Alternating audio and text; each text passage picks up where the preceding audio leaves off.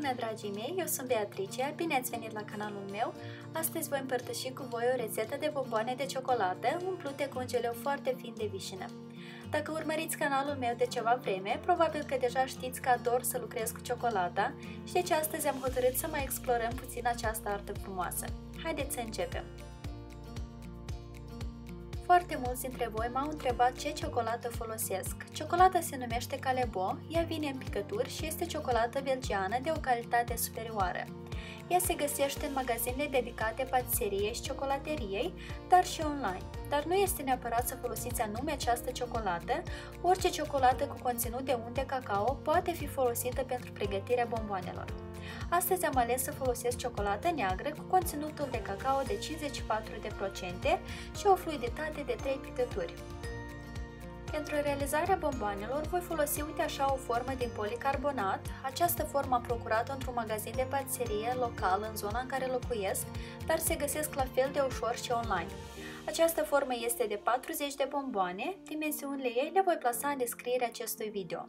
Și de asemenea voi mai folosi și uite așa un spaclu pe care l-am procurat într-un magazin obișnuit de construcții.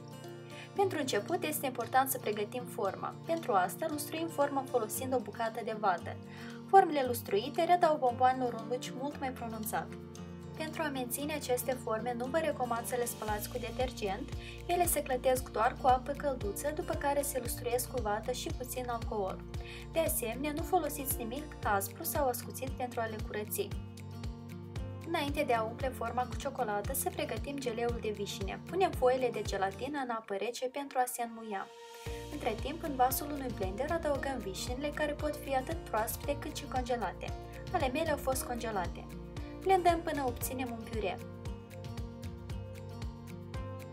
Transferăm piureul de vișină într-o cragiță, adăugăm puțin zahăr și o trimitem la foc mediu.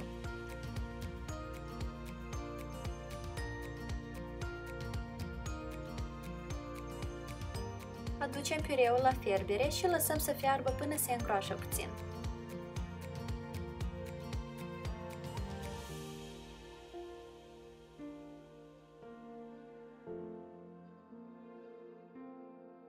După care îl transferăm într-un bol, strecurându-l mai întâi printr-o sită. Adăugăm gelatina hidratată și bine scursă de excesul de apă și amestecăm activ. Piureul fiind fierbinte, gelatina trebuie să se dizolve în doar câteva clipe. Transferăm piureul într-un port de patiserie și îl dăm la frigider.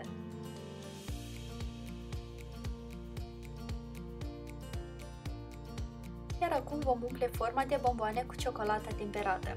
Dacă nu ați mai temperat ciocolata până acum, la canal există un video detaliat despre cum și de ce se temperează ciocolata. Linkul îl voi plasa în descrierea acestui video. Am să notez de asemenea că dacă ciocolata nu este temperată corect, va fi practic imposibil să scoateți bomboanele din formă la final.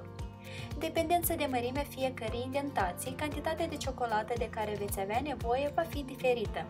Forma mea are indentații destul de adânci, deci pentru a le umple eu am avut nevoie de 600 de grame de ciocolată.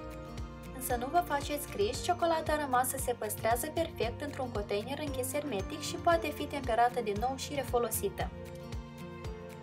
După ce am umplut forma, o pălim ferm de câteva ori pentru a elimina toate bulele de aer din interior. După care o ridicăm și o întoarcem pe partea opusă, astfel încât toată ciocolata să curgă direct pe blat sau, ca în cazul meu, pe piatra de marmură.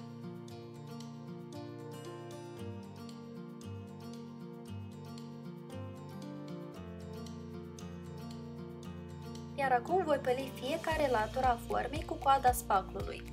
Păliți ferm de câteva ori pentru ca ciocolata să curgă din formă și totodată pentru a elimina toate bulele de aer.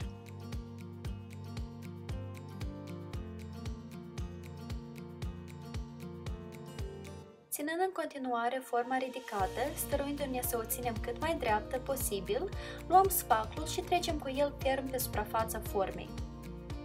După care o întoarcem și din nou vom curăți suprafața cu ajutorul spaclului. Este foarte important să curățiți forma cât de bine se poate, în așa fel bomboanele nu vor avea niciun obstacol să iasă din formă la final. După cum vedeți, în fiecare indentație s-a format un strat subțire de ciocolată. La această etapă trebuie să lăsăm ciocolata să se seteze timp de 20-30 de minute, poate și mai mult în dependență de condițiile încăperii. Deși o puteți da la frigider, eu personal nu recomand acest lucru. Ciocolata nu suportă bine schimbările mari de temperatură și acest lucru se poate reflecta asupra rezultatului final. Așa că sfatul meu e să o lăsați mereu să se prindă la temperatura camerei, ea fiind nu mai joasă de 18 grade sau mai înaltă de 22 de grade. Dacă este mai cald sau mai rece de atât, va fi foarte dificil să lucrați cu ciocolata.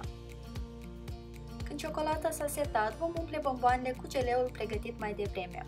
Umplem fiecare indentație doar până la jumătate. Dacă le umpleți prea mult, va fi dificil să nivelați baza de ciocolată mai târziu.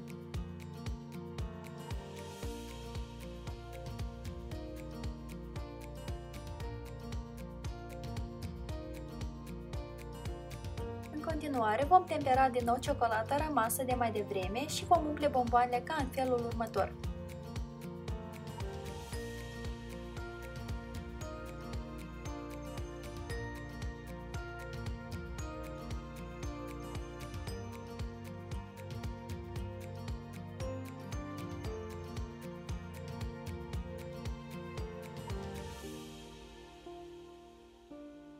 Trecem cu spatulul pe suprafață pentru a înlătura excesul de ciocolată și a curăți forma.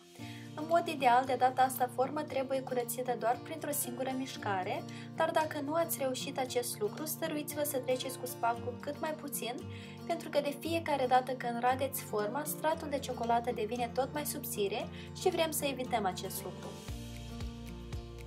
Iar acum vom lăsa bomboanele să stea la temperatura camerei pe noapte. Chiar dacă vi se pare că ciocolata s-a setat foarte repede, în realitate nu este așa. Ciocolata necesită până la 24 de ore pentru a se cristaliza complet și deci în tot acest timp ea de fapt continuă să se strângă și să se contracteze în formă. Bomboanele mele au stat în formă în jur de 12 ore, ele sunt gata să fie eliberate. Pentru asta tot ce trebuie să faceți e să întoarceți forma și să o păliți de blat de câteva ori. În majoritatea cazurilor, nu toate bomboanele vor sări din formă din prima, așa că nu vă alarmați, continuați doar să păliți ferm forma de blat. Dacă ciocolata a fost temperată corect, toate bomboanele eventual vor sări din formă.